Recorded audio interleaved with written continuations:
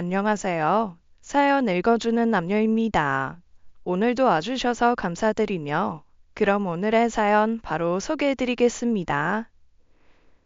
안녕하세요. 저는 막장 남편과 시가 식구들을 빈털터리로 만들어 쫓아낸 50대 여자입니다. 저는 오늘 제가 인생을 살아오면서 가장 잘한 일에 대해서 말씀드리려고 해요. 제 인생에 가장 큰 잘못이 있다면 전 남편과 결혼한 것이지만 그래도 가장 잘한 일은 전 남편과 이혼한 것이랍니다. 사실 저는 시골에서 태어나고 자란 옛날 사람이라 제가 이혼이라는 걸 할 거라고는 상상도 못 해봤거든요. 결혼 생활이라는 게 쉽진 않겠지만 그래도 가족이니까 어지간하면 참고 살아야 한다고 생각했어요. 하지만 그런 저를 변하게 한 사람들이 바로 막장 시가 사람들이었죠. 대체 어느 정도였는지 제 이야기 한번 들어보실래요? 저는 시골에서 농사 지으시는 부모님 밑에서 태어났어요. 이남 삼녀 중에 장녀라서 국민학생 때부터 밥하고 청소하고 동생들 돌보며 집안을 책임졌죠. 학교 끝나고 친구들이 놀러 가고 학원 갈 때도 저는 동생들 저녁밥 차려줘야 한다고 바로 집에 갈 정도였어요. 하지만 가족들을 너무 사랑했고 살림도 적성에 잘 맞았기 때문에 전혀 불만이 없었습니다. 다행히 집안을 화목했고 동생들도 잘 자라주어서 넉넉하진 않지만 행복하게 잘 살았어요. 고등학교를 졸업하고는 읍내에 있는 작은 빵집에서 일도 시작했죠. 그러다가 어느 날 일 때문에 저희 동네에 내려온 남편을 만나게 되었답니다. 당시 읍내에 큰 관공서를 짓기로 되어 있었는데 남편은 그 일 때문에 내려온 건설사 직원이었어요. 저보다 3살 많았는데 잘생긴 건 아니었지만 서울 남자라는 이유만으로 동네에서 인기가 많았죠. 저는 그때까지만 해도 남편이 대학교까지 졸업한 큰 회사 직장인이라 저랑은 엮일 일이 없다고 생각했어요. 그런데 제가 일하는 빵집에 왔던 남편이 저에게 관심을 보이더라고요. 저는 눈치가 없는 편이라 잘 몰랐는데 주변에서 자꾸 놀려서 알게 됐어요. 저 서울 남자가 널 좋아해서 맨날 여기 오는 거라고 하더라고요. 하지만 곧 올라가 버릴 서울 사람이니까 저는 일부러 마음을 열지 않았습니다. 그런데 남편이 6개월 정도 머물러 있는 기간 동안 거의 매일 저희 빵집에 오더라고요. 빵을 사러 오지 않은 날은 제가 퇴근할 때쯤 와서 저를 집까지 바래다 주기도 하고요. 저는 그 정성에 마음이 열려서 남편과 연애를 하기 시작했습니다. 남편은 일이 끝나서 곧 다시 서울로 올라갔지만 주말마다 3시간 거리를 내려와서 저를 만나고 갔어요. 마을 어르신들은 다들 남편이 지극정성이라고 놀리며 여자는 저런 남자랑 결혼해야 한다고 하시곤 했죠. 그 말을 믿은 게 천우의 하늘합니다. 혹시 젊은 분들이 이 이야기를 듣고 계시다면 새겨 들어주세요. 어른들 말씀이라고 꼭 다 맞는 건 아니에요.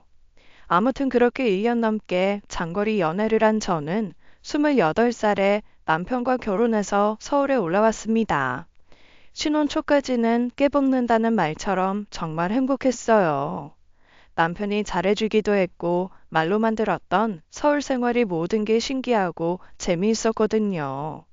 시골에서는 버스 타고 30분은 나가야 영화관을 볼 수 있었는데 여기서는 20분 정도만 걸어가면 됐거든요. 날 잡아서 마음 먹고 가야 했던 백화점, 놀이공원도 서울에서는 마음만 먹으면 당장이라도 갔다 올 수 있었어요. 사람이 너무 많고 차도 많이 막혀서 정신이 없긴 했지만 그런 구경도 다 재미있었답니다. 참, 이쯤에서 저에 대해 알려드려야 할 것 같네요. 저의 최대 장점이자 단점은 바로 눈치가 없다는 거예요. 어릴 때부터 눈치가 없어서 빠릿빠릿하게 좀 알아먹지 못한다고 많이 혼나곤 했죠. 하지만 그래서 속 편하고 더 낙천적으로 살아오기도 했어요. 누가 저한테 싫은 티를 내도 제가 눈치를 못 채면 기분 나쁠 일도 없었으니까요. 한 번은 남편이랑 처음 한강에 와서 63빌딩 구경을 갔을 때였어요. 앞에 있던 커플이 자꾸 저희 쪽을 돌아보며 웃는데 저는 우리가 보기 좋은가 보다 하고 기분 좋게 생각했거든요. 근데 남편이 나중에 밥 먹을 때 말해준 게 그 커플은 제가 놀라는 모습이 촌스럽고 웃기다며 제 흉을 봤다는 거예요. 남편이 화를 낼까 싶었지만 제 옆에서 큰 소리 내기가 싫어 참았다고 하더라고요. 그래도 저는 그냥 내가 너무 입을 벌리고 쳐다봤나 보다 하며 웃어 넘겼습니다. 하지만 그렇게 눈치 없고 낙천적인 저도 이 사람들 앞에서는 스트레스를 받을 수밖에 없었어요. 바로 그 이름도 유명한 시가 사람들. 시자만 들어도 이가 갈리게 만든다는 그 시부모님과 시누이였습니다. 시가 식구들은 처음부터 저를 마음에 들어하지 않으셨어요. 눈치라고는 없는 제가 그걸 어떻게 알았냐면 처음 만나는 자리에서부터 대놓고 그런 말씀을 하셨거든요. 너는 코졸이라지? 요즘은 여자라도 전문대학은 다 나오던데 너는 대학도 안 가고 뭐 했니? 공부를 못했어? 네, 공부를 못하기도 했고 어린 동생들 돌보느라 바빠서요. 하여튼 없는 집은 크게 문제라니까.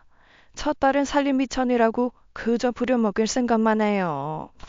나는 그게 너무 싫어서 우리 딸이랑 아들 차별 하나도 안 하고 똑같이 키우고 똑같이 공부시켰다. 대단하시네요. 그러면 아가씨는 지금 어떤 회사 다니세요? 놀아요. 대학은 어떻게 겨우 갔는데 취업은 못했거든요. 그래서 2년째 백수. 정말요? 부럽네요. 저는 고등학교 졸업하고 바로 빵집에서 일하느라 백수는 못 해봤어요. 아니, 얘는 취업을 못한 게 아니고 내가 안 시킨 거야. 귀한 우리 딸 고생시키기 싫어서. 얼씨구?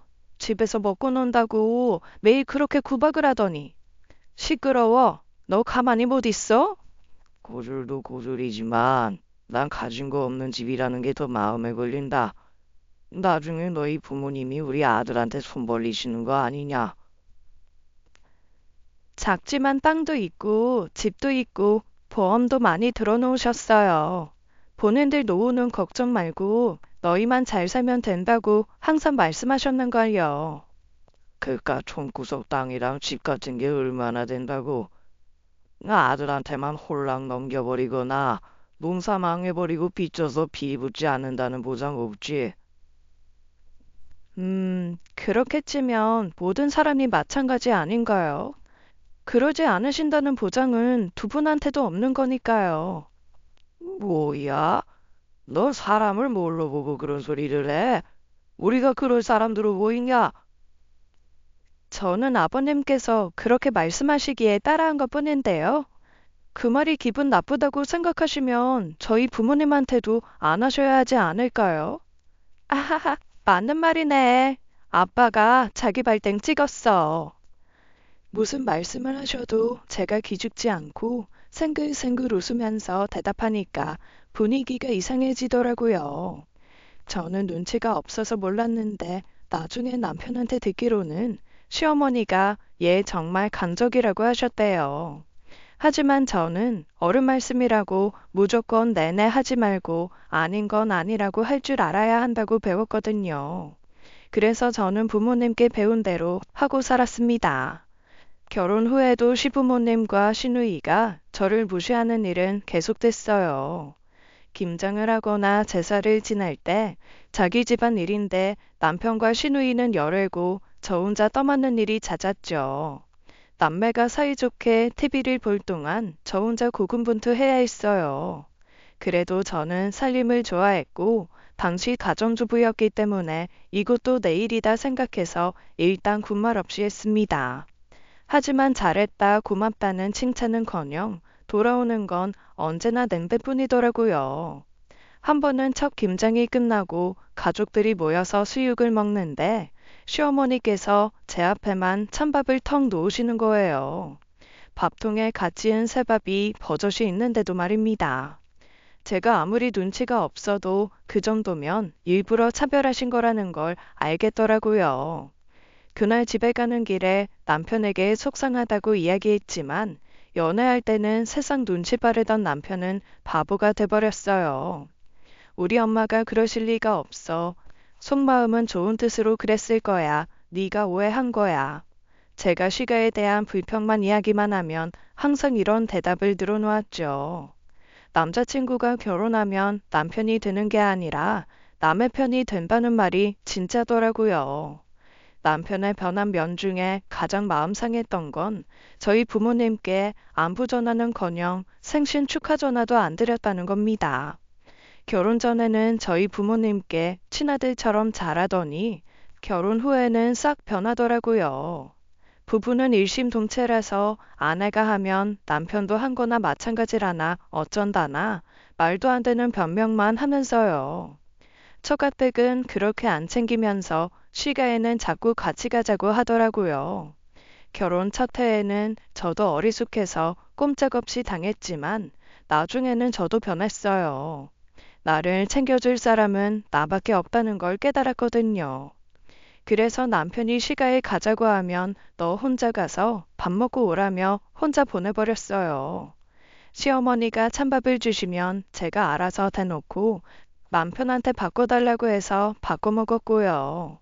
저한테만 김장을 시키려고 부르실 때는 일부러 시어머니 교회 친구분들을 다 불렀습니다. 그러면 며느리 부려먹는다 소리 듣기 싫어하는 시어머니가 이웃들 눈치 보며 자식들에게도 일을 시키셨거든요. 며느리 부려먹는 건 좋아하시면서 그 소리 듣는 건 싫어하다니 참 재미있죠. 이렇게 제가 지지 않고 대응하다 보니 시어머니는 점점 더 저를 싫어하시더라고요. 그러든가 말든가 사람은 적응의 동물이기 때문에 저도 나름대로 잘 대처하고 적응하며 지냈습니다. 그런데 결혼 5년 후에 시가에 큰일이 생겼어요. 시아버지께서 갑작스런 병원으로 돌아가셨거든요. 그런데 식구들은 모두 몰랐지만 시아버지의 사업이 잘 안 되고 있었나 보더라고요. 시아버지께서 마지막까지 끌어다 쓴 빚이 어찌나 많은지 시어머니는 집까지 팔고 길거리에 나앉게 되셨습니다. 어쩔 수 없이 저희 부부가 시어머니를 모시고 살게 되었죠. 전에는 따로 살면서 가끔 만나니까 괜찮았는데 같이 사니까 지옥이 따로 없더군요. 살림하는 것 하나하나 어찌나 잔소리하고 생태집을 잡으시는지 돌아버릴 지경이었습니다. 그리고 이상하게 저랑 남편이 단둘이 있는 꼴을 못 보셨어요. 주변 사람들한테 듣기로는 며느리를 질투하는 시어머니가 있다고 하던데 설마 했거든요. 그런데 진짜 저희 시어머니가 그러시더라고요. 저희 부부가 밤에 영화라도 볼라치면 졸려서 정신을 못 차리면서도 꼭 저희 사이에 앉아 같이 보셨습니다. 그때 남편과 제가 커플 운동화를 신고 있었는데 멀쩡했던 제 운동화만 해졌다며 갖다 버리시기도 했어요. 같이 끓였는데도 이상하게 제 국그릇에만 소금이 잔뜩 들어가 있고요. 어머님이 세탁기 돌리시면 이상하게 제 옷만 망가졌어요. 그리고 가장 불편했던 건 본인이 불안하다는 핑계로 잘 때 안방문도 못 닫게 하신다는 거였습니다. 같이 살게 된 이후로 불편한 점이 너무 많았어요. 그런데 나중에 저를 차별하는 걸로도 모자라 저희 아이까지 차별하시더라고요. 한 달 차이로 제가 먼저 딸을 낳고 시누이가 나중에 아들을 낳았거든요. 그런데 태어나기도 전부터 사사건건 비교하며 저희 아이에게 트집을 잡으시더라고요. 한 번은 아이가 4살이 되던 해에 제가 설거지를 하고 있는데 갑자기 아이가 자지러지게 우는 소리가 들리는 겁니다. 놀라서 달려가 보니까 우는 아이 옆에 어머님이 서 계시더라고요. 어머님, 무슨 일이에요? 얘가 갑자기 왜 이렇게 울어요? 볼살이 하도 통통하길래 그냥 한번 살짝 꼬집어 본 건데 우네. 아유, 시끄러워라. 애가 왜 이렇게 유난이니? 누가 보면 내가 자기 때리기라도 한 줄 알겠네. 자세히 보니까 아이의 한쪽 볼이 빨갛게 달아올라 있더라고요. 저는 너무 화가 나서 소리쳤어요. 자고 있는 아이볼을 왜 꼬집으세요? 그냥 신기해서 그랬다니까. 어린애가 이 볼살만 땡땡한 게 욕심이 드글드글 해 보이잖니. 얘한테 무슨 말씀을 그렇게 하세요? 아직 어린아이니까 젖살이 많은 게 당연하죠. 우리 손자는 자기 엄마 닮아서 그런지 젖살도 별로 없어. 얼마나 핸섬하게 잘생겼는지 너도 봤지? 네가 애를 너무 많이 먹이는 거 아니냐? 육아책 보고 공부해서 적당히 먹이고 있어요. 그러면 그냥 널 닮아서 그런가 보다. 자기 아빠를 닮았어야 하는데 못난 엄마 닮아서 어떡해? 여자인데 앞으로 못난이 소리 들으면 어쩌니? 못난이라니 무슨 말씀을 그렇게 하세요? 난 그냥 우리 소녀 걱정돼서 하는 말이야. 할머니가 그런 말도 못하니? 너 그거 찔려서 기분 나빠하는 거야. 찔리긴요. 어머님 빼고는 다들 저 닮아서 예쁘다고 하는걸요? 원래 사람들은 남 앞에서는 다 좋은 말만 해. 어머님은 안 그러시잖아요. 앞에서 나쁜 말만 하시잖아요. 나야 남이 아니고 가족이니까. 다 너 잘 되라고 솔직하게 이야기해 주는 거야. 그러면 저도 가족이니까 솔직하게 말씀드려야겠네요. 사실 병원에서부터 다들 남편 안 닮고 저 닮아서 다행이라고 하셨거든요. 제가 남편 사랑하긴 하지만 솔직히 인물 보고 결혼한 건 아니에요. 뭐야? 우리 아들이 뭐가 어때서? 그만하면 남자답게 잘생긴 거지. 고슴도치도 자기 새끼는 예쁘다고 한다더니 어머님이 딱 그러시네요. 근데 손녀도 어머님 새끼고 어머님 핏줄인데 왜 밉게 보시는 거예요? 저한테 못되게 구시는 건 참아도 아이까지 괴롭히시는 건 못 참습니다. 한 번만 더 이러시면 저희 집에서 같이 못 사세요. 어머님께서 소리소리 지르며 화내셨지만 저는 안 들리는 척 아이를 안아들고 밖으로 나갔습니다. 너무 속상해서 눈물이 나더라고요. 누구한테 이야기라도 하며 풀고 싶은데 이야기할 데가 없으니 더 답답했어요. 집안 망신인 그런 이야기를 창피하게 어디 가서 하겠어요. 친정 부모님께는 속상해 하실까봐 그동안 잘 지내고 있다는 소리만 해왔거든요. 하지만 저한테 못되게 구시는 거야 제가 잘 받아친다고 쳐도 아이한테까지 그러시는 건 정말 못 참겠더라고요. 딸의 빨개진 볼을 보면서 저는 처음으로 이혼을 고민하게 됐습니다. 하지만 아이가 아빠 없이 자라게 될 것과 제가 이혼녀라는 눈총을 받게 될 게 두려워 선뜻 결정하지 못했죠. 그런데 얼마 후 저에 대한 시가의 대접이 180도 바뀌는 사건이 발생했습니다. 그건 바로 저희 친정에서 일어난 변화 때문이었죠. 저희 친정집이 시골에서 농사를 짓는다고 말씀드렸죠. 저희 시가는 이것도 촌스럽다, 시골 사람들이 뭘 하냐 하며 계속 무시해왔거든요. 하지만 저희 아버지는 할아버지께 물려받고 또 어머니와 열심히 농사지어 번 돈으로 논을 조금씩 늘려오셨어요. 그렇게 모은 부모님 명의의 논이 어느새 5,000평 가까이 되었죠. 그런데 어느 날 시골집 근처에 사는 막내 동생이 잔뜩 들뜬 목소리로 전화를 했더라고요. 누나, 우리 집 이제 큰일 났어. 로또에 당첨됐어. 로또라니? 자다가 무슨 봄창이야? 너 꿈 꿨니? 진짜 로또 당첨이랑 다름없는 일이 벌어졌다니까. 우리 집 논이 모두 택지 개발로 수용된대. 그래서 땅값을 알아보니까 대충 7, 80억 정도 된다는 거야. 너 자꾸 누나 놀리면 혼난다. 하늘의 맹세코 진짜야. 우리 어머니 아버지 그동안 착하게만 사시더니 복 받으셨나 봐. 누나도 그동안 장녀 노릇하느라 고생했다고 갖고 싶은 거 있으면 다 말하래. 다 해주시겠대. 정말이야? 세상에 정말 좋은 소식이다. 내가 뭘 했다고. 난 그냥 부모님만 잘 사시면 돼. 참, 근데 너희 매형한테는 절대 말하지 마. 왜? 누나가 깜짝 놀래켜주게? 응, 기회 봐서 내가 잘 이야기할 테니까 부모님한테도 절대 말씀하시지 말라고 해줘. 내가 조만간 내려갈게. 막내 동생은 맨날 사고치고 장난만 치는 아이라 또 거짓말을 하는 건 줄 알았는데 정말이더라고요. 부모님께 좋은 소식이 생겨 정말 행복했습니다. 평생 농사 짓느라 고생만 하신 두 분을 호강은커녕 기본적인 효도도 못 해드려 속상했거든요. 이제라도 편하게 쉬시면서 여유롭게 노후를 즐기실 수 있을 것 같아 안심이 됐어요. 기쁨과 동시에 저는 한 가지를 다짐했습니다. 남편과 시가에는 이 사실을 절대 알리지 않겠다고 말이죠. 시가는 그동안 저희 친정집이 빈농 중에 빈농이라고 생각해서 내내 무시했거든요. 하지만 돈이 생긴 걸 알면 안면 싹 바꾸며 친한 척하고 돈 뜯어낼 궁리만 할게 뻔했죠. 저희 부모님이 피땀 흘려 버신 돈이 단 한 푼이라도 시가에 들어가는 건 싫었습니다. 마침 얼마 전에 들은 시가 식구들의 대화로 남아있던 미운정까지 다 떨어진 상태였거든요.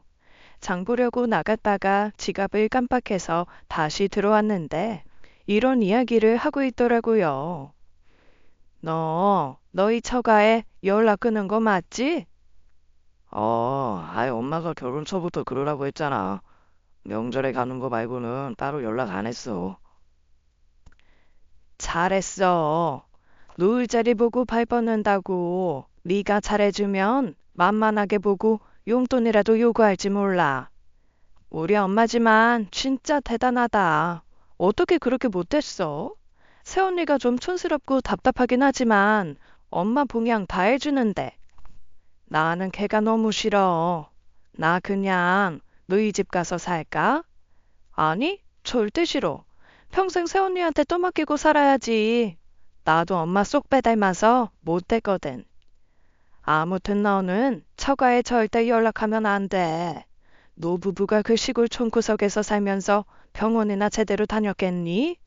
나중에 여기저기 아프다고 골골댈 텐데 노후 책임지라고 빌붙을 수도 있어. 걱정하지 마. 남처럼 잘 지내고 있으니까. 그럼 우리 남편은 처가댁 안 찾아오고 연락도 안 하면 어떡할 거야? 그걸 가만둬? 가서 다리 몽둥이 분질러 놓고 당장 이혼시킬 거라고 혼을 내야지. 하하, 자기 아들은 그렇게 시켜놓고 우리 엄마지만 진짜 이기적이다. 이 이야기를 듣는데 속에서 천불이 나더군요.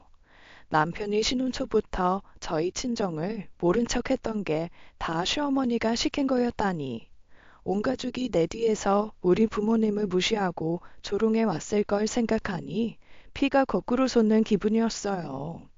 앞으로 어떻게 해야 할까 고민하던 차였는데 친정 소식을 듣게 된 겁니다.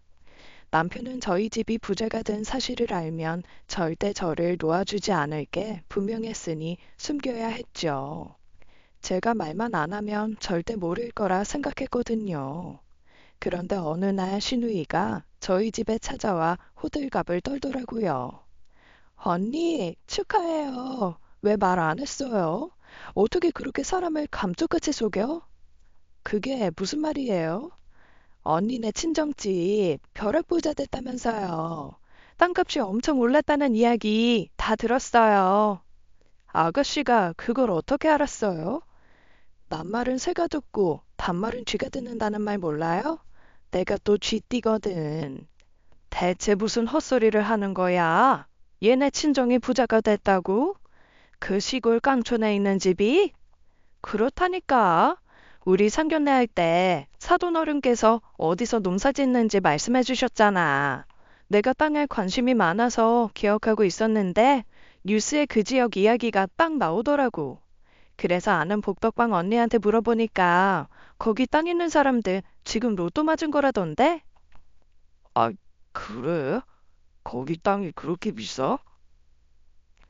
들어 누워서 TV를 보던 남편이 갑자기 일어나서 제 옆으로 다가왔습니다. 갑자기 다정한 척 제 어깨 위에 손을 턱 올리기에 저도 턱 쳐냈죠. 남편이 휘청하고 쓰러지는데 평소 같으면 난리치셨을 시어머니가 갑자기 귤 하나를 까서 제 입에 넣어주셨습니다. 그러니까 너희 친정이 로또에 당첨이 됐다고? 아니, 로또 당첨된 거나 마찬가지인 수준으로 땅값이 올랐다고. 거기 땅이 1,000평만 있어도 한 10억, 20억은 받을 수 있다더라. 진작 알았으면 나도 거기 땅 좀 사놓는 건데. 아까워 죽겠다니까. 언니네 거기 땅 얼마나 있는 거예요? 한 2,000평 되나? 글쎄요. 부모님께서 다 알아서 하시는 거라. 아니 네가 자식인데 심지어 집안의 기둥이 맞벌이고 맞사위인데 그런 걸 모르면 쓰니? 얼른 전화 드려봐. 그 전에 사과 좀 먹을래? 시어머니는 갑자기 사과까지 꺼내와서 깎기 시작하셨어요. 저희 집에 들어오신 후로 처음 보는 광경이라 놀라웠습니다. 그런데 남편이 그 모습을 보더니 사과를 빼앗더군요. 어머님 손 다치실까봐 말리는 건가 싶었는데, 엄마, 이 사람 사과 안 좋아하잖아. 이 사람 좋아하는 배를 가져와야지. 집에 배 없어? 그래? 우리 며느리가 배를 좋아해? 없으면 내가 가서 사올게. 아가야, 시어미가 배 사다 줄까? 아가라니. 시집 온 이후로 처음 들어보는 말에 온몸에 송충이가 지나가는 것 같더라고요. 어머니도 이건 조금 도가 지나쳤다 생각하셨는지 입가가 파르르 떨리는 게 보였습니다. 다들 비슷한 생각을 했는지 집안에 잠시 정적이 흘렀어요. 아유, 나도 나지만 다들 진짜 속 보인다. 그만 좀 해요. 오글거려. 저는 정말 하나도 모르는 일이에요. 저희 부모님 재산에는 신경 안 쓰거든요. 혹시 그런 일이 있다고 해도 두 분이 알아서 하실 일이고요. 그래도 이런 일이 생기면 한번 연락드려 봐야지. 내가 지금 연락드릴까? 아니다. 찾아가 봐야겠다.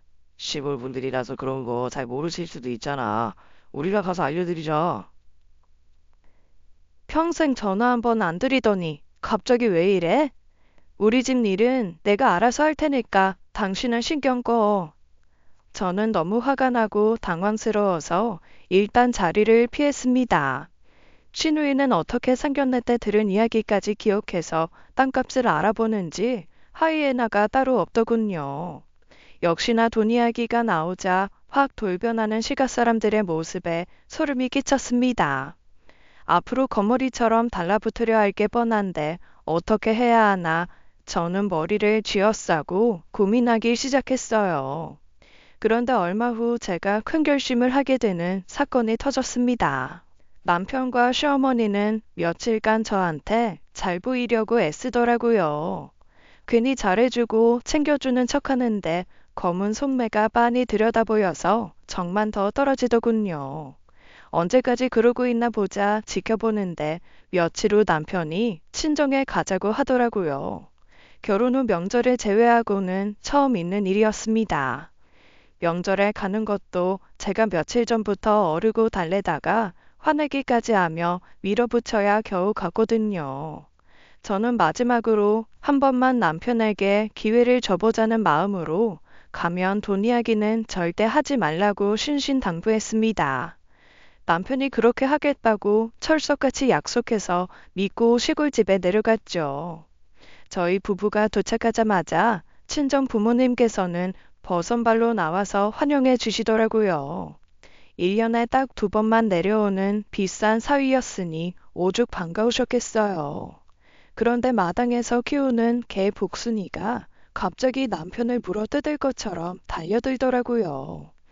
아버지는 사람이면 다 좋아하는 순한개인데 왜 이러는지 모르겠다며 복순이를 혼내서 계집에 묶어놓으셨습니다. 동물들은 착한 사람, 나쁜 사람 알아본다더니 진짜 그런 게 있긴 한가 봐요. 결혼 전에 괜히 동네 어르신들 말 믿지 말고 개나 한 마리 키울 걸 싶었습니다. 집안에 들어가 보니 친정 어머니는 정말 쉬암탉까지 잡아서 진수성찬을 차려놓으셨더라고요. 새삼 제가 정말 불효녀구나 싶어 가슴이 아팠어요. 어쩌다 이런 나쁜 놈이랑 결혼해서 부모님께 큰 죄를 지고 살았을까요? 여기까지 운전해서 오느라고 많이 힘들었지? 우리 사위 좋아하는 걸로 차렸으니까 많이 먹게나. 역시 장모님밖에 없네요. 잘 먹겠습니다. 어허, 이 장모님밖에 없다니. 여기 이 닭은 내가 잡은 거고, 이 인삼도 내가 옆집 밭에서 헐레벌떡 뛰어가서 캐온 거야. 우리 마사이 먹이려고 내가 얼마나 열심히 캐왔는데, 아, 역시 장인 어르신밖에 없습니다. 잘 먹겠습니다. 근데 너는 왜 이렇게 말랐어? 밥도 안 먹고 다니는 거야? 어머니가 제 밥그릇 위에 닭고기를 쭉쭉 찢어 올려주며 말씀하셨어요. 아버지도 제가 좋아하는 고기 반찬을 제 앞으로 옮겨놔주며 저를 걱정하는 눈으로 보시더라고요. 보시고서는 시어머니한테는 찬밥이나 받으며 사는 처진데 그 생각을 하니 괜시리 눈물이 핑 돌았습니다. 하지만 저는 부모님을 걱정 끼치기 싫어서 짐짓 씩씩하게 대답했어요. 나 다이어트 하고 있는데 성공했나 보네. 어때? 날씬해? 아유, 네가 뺄 데가 어디 있다고. 지금 딱 예쁘니까 팍팍 좀 먹어. 너 좋아하는 고등어 조림도 했으니까 네가 다 먹고 가야 돼. 정말 맛있네요. 역시 저희 장모님 요리 솜씨 최고십니다. 근데 제가 사실 드릴 말씀이 있어서 왔거든요. 여보, 무슨 이야기를 하려고? 당신은 가만히 좀 있어봐. 사실은 제가 회사를 그만두고 사업을 해보려고 준비 중이에요. 진짜 좋은 아이템이 있는데 이 자본금이 조금 부족해서 애먹고 있거든요. 이제 두 분께서도 여유가 좀 생기셨으니까 한 5억 정도만 투자해보시면 어떨까요? 아이, 그래서 온 건가? 돈 빌려달라고? 꼭 그런 건 아니고, 두 분 얼굴도 뵐 겸 겸사겸사 온 거죠. 제가, 이건 진짜 가족이라서 말씀드리는 거예요. 아이템 진짜 좋아서 5원만 주시면 1년 만에 한 3배까지도 불려드릴 수 있어요. 당신 미쳤어? 돈 이야기 안 하기로 나랑 약속하고 온 거잖아. 가족끼리 못할 말이 어디 있어. 이게 다 우리 가족을 생각해서 그러는 거야. 진짜 좋은 기회인데 장인어른 재산도 불리실 수 있으면 좋잖아. 제가 화를 내며 남편을 끌어내려고 했지만 마음 착한 어머니와 아버지께서 말리셨어요. 사위가 하는 말이니 들어보고 한번 고민해 보시겠다면서 말이죠. 돈 이야기 꺼내는 사위에게 실망했지만 제가 혹시라도 곤란해질까봐 저를 위해 참으시는 거였어요. 그리고 제가 그동안 당한 이야기를 전혀 말씀드리지 않아서 여전히 친정에서 남편은 좋은 사위였거든요. 속이 부글부글 끓었지만 부모님 앞에서 더 화를 낼 수가 없어서 먼저 밖으로 나왔습니다. 마당에 있던 복순이가 왠지 저를 한심하게 쳐다보는 것 같더라고요. 짧게 멍멍 짖는 게 꼭 이 바보 멍청아 하며 욕하는 것 같기도 했습니다. 걔한테까지 무시당하는 기분이었지만 그래도 싸다는 생각이 들더군요. 제가 그동안 지키겠다고 혼자 이악 물고 노력해온 제 가정이 정말 하찮은 거였다는 걸 깨달았거든요. 저는 열이 받아서 남편을 남겨둔 채 혼자 차를 가지고 운전해서 와버렸어요. 남편은 시외버스를 타고 밤늦게 집에 왔더라고요. 잘못은 자기가 해놓고 되레 화를 내기에 새벽까지 큰 소리를 내며 대판 싸웠습니다. 그날 저는 이 남자와는 도저히 같이 못 살겠다고 생각했어요. 몇 년간 고민만 해왔지만 이제는 정말 이혼을 해야겠다고 마음먹었죠. 그리고 그동안 머릿속에 세웠던 계획을 실행에 옮기기 시작했어요. 이름하여 막장 시가 탈출 프로젝트였습니다. 3일 만에 친정아버지가 남편에게 전화를 하셨더라고요. 남편에게 5억을 빌려주겠다고 승낙하신 거죠. 남편과 시어머니가 잘 됐다며 환호하시는데 저는 그 모습에 더 정이 떨어지더라고요. 저는 그날부터 조용히 지내며 시가가 변하는 걸 지켜봤습니다. 저희 친정집을 그렇게 무시하던 시간은 돈 앞에 완전히 돌변해서 비굴한 개처럼 굴더라고요. 저희 친정 부모님 비위를 맞추려고 안 하던 안부 전화도 하고 선물도 보내고 음식까지 만들어 보냈거든요. 돈이라는 게 정말 무섭다는 걸 깨달았습니다.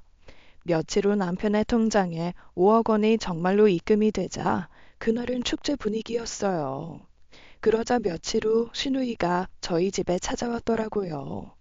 시어머니와 이상한 눈짓을 주고받는 걸 보니 둘이 뭔가 짜고 온 모양이었습니다. 시누이는 먼저 비싼 화장품 선물 세트를 저에게 내밀더군요. 언니, 잘 지냈어요? 요즘 날씨 쌀쌀해서 언니 얼굴 까칠해진 것 같기에 화장품 좀 사왔어요. 살다 보니까 아가씨한테 선물을 다 받아보네요. 내 생일에도 이런 일 없었는데 웬일이에요? 아유, 언니. 그때는 내가 돈이 없어서 그랬던 거죠. 마음으로는 항상 언니 생각하고 있었어요. 그래요? 전혀 몰랐지만 어쨌든 이건 고마워요. 용건 있어서 온 것 같은데 한번 얘기해봐요. 그게 우리 남편이 회사에서 잘릴지도 모르거든요. 요새 경제가 어려우니까 정리해고가 많잖아요. 그래서 내가 카페를 좀 해볼까 하는데 어때요? 아가씨가 장사를요? 아가씨 누가 안 좋은 소리 하는 거 요만큼도 못 참잖아요. 카페 하면 진상 손님들 많을 텐데 어쩌려고 그래요? 나 성격 많이 죽었어요. 발 넓고 싹싹해서 장사하면 잘할걸요? 한 3억 정도만 투자해주면 될 것 같은데. 2년 뒤에 이제까지 쳐서 다 갚을게요. 그래, 얘도 이제 철들었어. 마침 요 아래 상가에 목 좋은 자리가 났단다. 사람들 많이 다니는 골목이라 거기 잡으면 횡재하는 거래. 아가씨, 커피는 내릴 줄 알아요? 아, 요새 그런 거 다 기계가 해줘요. 그럼 빵이나 쿠키는 구울 줄 알아요? 아, 그런 건 알바생 시키면 되죠. 그럼 아가씨는 뭐 하게요? 저야 뭐 손님 오시면 밝게 인사하고 친절하게 계산하고 뭐 그런 것만 하면 되는 거 아니에요? 얼굴 마담. 해맑게 웃으며 말하는 시누이의 얼굴을 보니 정말 기가 차더라고요. 이런 걸 보고 뇌가 청순하다고 하는 건가 싶었어요. 사업에 대해서는 아무것도 모르고 알려는 노력조차 안 하면서 그냥 쉽게 돈 빌려서 사장 노릇만 할 생각이었습니다. 이 사람한테 돈을 빌려주는 건 매방 망하는 지름길이구나. 3억 빌려주면 3억 그대로 다 잃고 빚만 더 져서 오겠구나 싶었습니다. 저는 한참 고민하다가 대답했어요. 대신 조건이 있어요. 아가씨 혼자는 불안하니까 심일부까지 같이 하는 건 어때요? 그러면 돈 빌려드릴게요. 진짜요? 당연히 그럴 수 있죠. 안 그래도 남편이 힘들다고 당장이라도 때려치우고 싶다고 그랬거든요. 알겠어요. 그러면 친정아버지한테 당장 연락드려서 3억 보내달라고 말씀드릴게요. 정말이에요? 까, 언니 고마워요. 세상에서 제일 예쁘고 착하고 현명한 우리 새언니 최고. 우리 며느리 성격 시원시원한 거 보소. 어쩌다 우리 집에 이런 복덩이가 들어왔는지 모르겠구나. 네가 우리 집안의 은인이야. 저는 신나서 잔치를 하겠다. 최고의 며느리라는 현수막을 걸겠다. 난리치는 모녀를 겨우 말렸습니다. 신나서 알랑방귀 끼는 시어머니와 시누이를 보니 간식 던져달라고 꼬리 흔드는 강아지가 떠오르더군요. 그만큼 저에게 잘 보이고 싶어서 안달이 나 있었거든요. 툭하면 반말하고 자기 애 봐달라고 떠맡기며 저를 그렇게나 무시했던 시누이. 그리고 저를 발톱에 낀 때만도 못하게 보면서 비웃고 멸시했던 시어머니가 말이에요.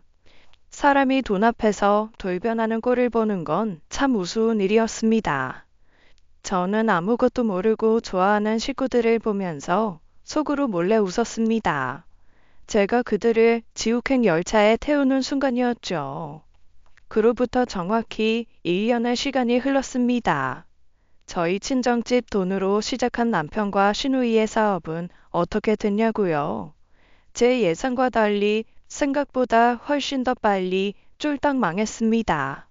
둘 다 아무것도 모르고 능력도 없으면서 그저 사업바람만 불어서 일을 벌였거든요. 그런 주제에 허세는 얼마나 부리는지 좋은 거 비싼 거 아니면 안 쓰는 타입이었어요. 벌어들이는 건 거의 없는데 쓰기만 펑펑 쓰니 밑빠진 독에 물 붓는 꼴이었습니다. 만약 성공했으면 그거야말로 오히려 기적이었을 거예요. 사실 저는 그렇게 될 줄 처음부터 다 알고 있었습니다. 그래서 일부러 친정 아버지에게 전화를 걸어서 남편과 시누이에게 돈을 빌려달라고 했던 거예요. 바보 같은 남편과 시매부는 그 돈만 믿고 사업하겠다며 회사를 그만두었거든요. 그런데 사업이 망했고 50대에는 재취업하기도 힘드니 이제 영락없는 백수가 된 거죠. 망할 사업에 돈을 대줘서 갈 곳 없게 만드는 게 제 복수의 시작이었습니다. 남편은 5억을 다 날려버리고도 정신을 못 차렸더라고요.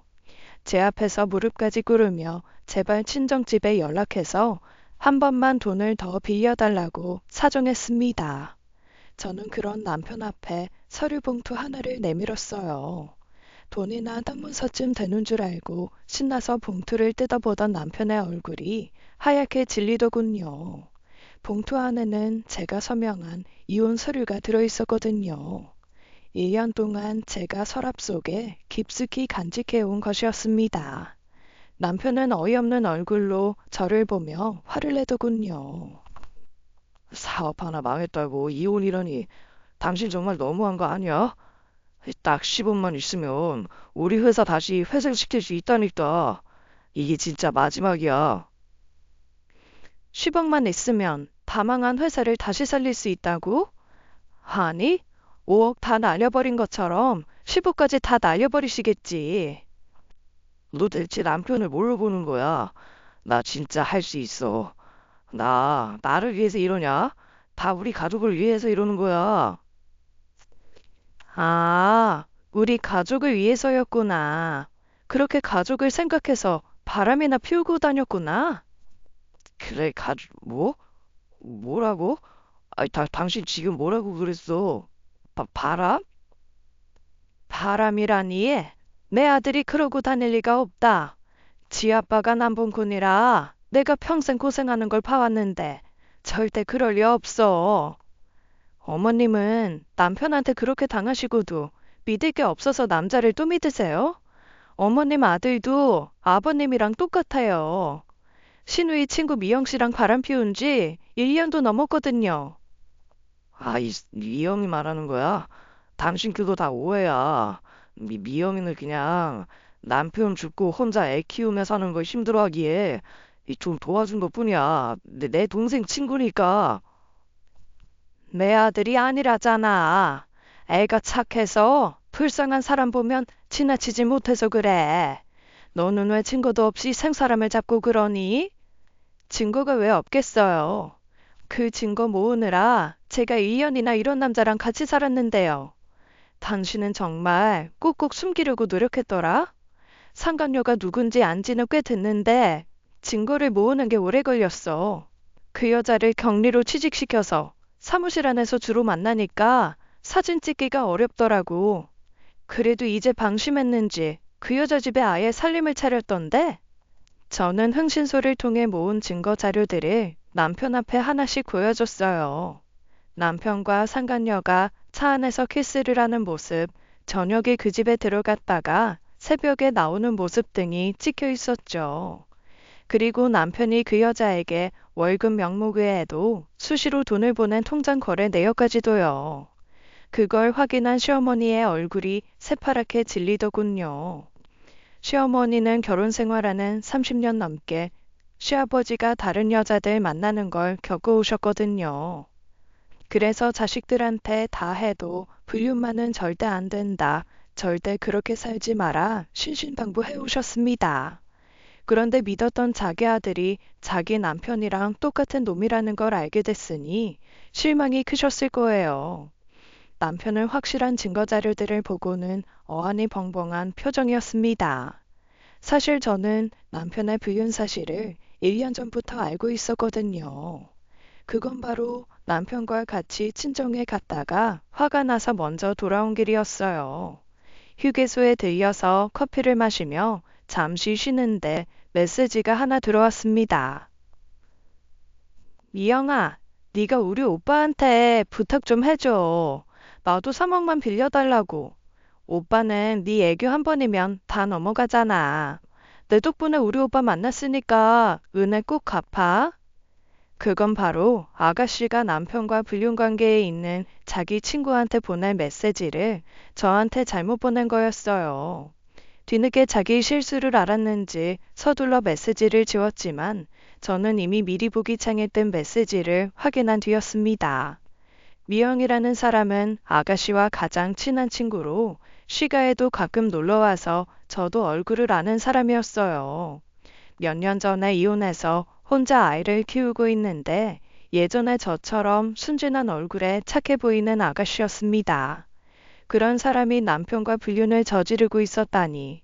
그리고 그걸 아가씨도 다 알고 있었다니 저는 배신감에 치가 떨렸어요. 그날 무슨 정신으로 집까지 운전해서 왔는지 모르겠어요. 당장이라도 남편 목이라도 조르고 싶고 그 집을 뛰쳐나가고 싶었지만 제대로 복수하고 나가고 싶어서 참았던 거예요. 저는 그 뒤로 시가 인간들을 다 망하게 할 생각으로 하루하루 버텨왔습니다. 그때 고등학생이었던 제 딸은 마침 본인이 원하기에 친정 부모님의 도움을 받아 미국으로 교환학생을 보내주었어요. 엄마와 아빠가 피 튀기게 싸우는 모습을 아이에게 보여주고 싶지는 않았거든요. 그날은 1년 동안 그렇게 벼르고 벼르다가 드디어 맞이하게 된 복수의 날이었습니다. 저는 할 말을 잃고 앉아있는 남편에게 서류 하나를 더 내밀었어요. 당신이 우리 아버지한테 돈 빌릴 때 썼던 서류인데 기억나지? 외도나 도박, 폭력 등의 문제로 이혼할 시 빌려줬던 돈을 바로 변제한다. 이제 당신이 이 조항 지킬 차례야. 당장 내 돈 5억 갚아. 이건 외도가 아니라 그냥 어쩌다 한번 실수한 거야. 근데 내가 사랑하는 거 너뿐이야. 네 입에서 나오는 말을 믿느니 지나가는 똥개 입에서 나오는 개소리 믿겠다. 너 이 서류에 서명할 때도 바람 피우고 있었잖아. 근데 안 걸리면 된다는 생각으로 승낙한 거 아니야? 그래놓고 이제 와서 뻔뻔하게 뭐? 사랑? 진짜 추하다. 그러자 더 이상 제 마음을 돌이킬 수 없다는 걸 알았는지 남편이 갑자기 본색을 드러내더라고요. 불쌍한 얼굴로 무릎 꿇고 빌던 남편이 벌떡 일어나서 제 뺨을 세게 내려친 거예요. 태어나서 뺨을 맞아본 건 처음이라 너무 아프고 충격도 컸지만 제 안에서 다른 감정이 샘솟았습니다. 아싸, 성공이다 하는 기쁨이었죠. 제 반응을 눈치 못 챈 남편이 여전히 화를 내고 있더라고요. 추해? 다 알고 있었으면서 아닌 척, 아무것도 모르는 척. 2년 동안이나 음흉한 꼼꼼이를 숨기고 살아온 네가 더 추해. 네가 이런 사람이니까 내가 질려서 다른 여자 만난 거라고. 역시 본성이 나오는구나. 그래, 넌 처음부터 이런 놈이었어. 이혼 소송 증거 하나 더 늘려줘서 고맙다. 저는 그 자리에서 바로 112를 눌러 경찰에 신고를 했습니다. 놀란 남편과 시어머니가 전화를 빼앗으려 했지만 저는 얼른 안방에 들어가서 문을 잠그고 경찰을 기다렸어요. 10분 정도 기다리니 금세 경찰들이 왔더군요. 우리나라는 참 좋은 나라예요. 이 자리를 빌려 불철주야 수고해 주시는 경찰분들께 감사 인사를 전합니다. 제가 경찰들의 호의를 받으며 밖으로 나가자 남편과 시어머니가 저를 말리려고 따라 나왔습니다. 그러다가 도저히 안 되겠는지 사람들 다 보는 아파트 로비에서 어설픈 연기까지 시작하더라고요. 시어머니는 바닥에 주저앉아 엉엉 울며 불쌍한 척까지 하시고요. 코미디가 따로 없었습니다. 아이고, 경찰 선생님들. 글쎄 늙은 제가 잔소리 좀 했다고 며느리가 절 때리기에 저도 화가 나서 같이 뺨을 좀 때렸습니다. 그게 경찰에 신고할 일인가요? 세상에, 며느리가 잘못했네. 아유, 어서 당장 시어머니께 사과해요. 늙은 제가 힘이 어디 있다고 세상에 이런 폐륜 며느리가 어디 있습니까? 죄송합니다.